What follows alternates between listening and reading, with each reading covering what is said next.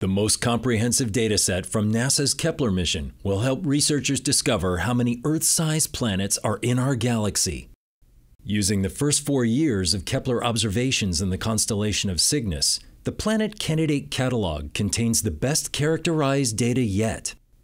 The data contains 219 new planet candidates. 10 of these are less than twice the size of the Earth and orbit in their star's habitable zones. The habitable zone is a range of distance from a star where liquid water could pool on the surface of a rocky planet. The data will be used by scientists to help determine the frequency and variety of planets in the galaxy. A recent discovery using Kepler data showed that small planets come in 2 distinct size classes: the Earth and super-Earth size class, and the slightly larger mini-Neptune size class. The result shows that nature commonly makes rocky planets up to about 75% bigger than Earth.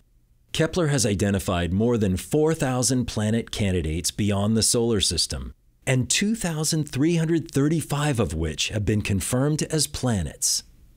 Kepler's search for planets continues as part of an ongoing study of different regions of space. Future studies could reveal a vast range of planet demographics and help enable the search for life.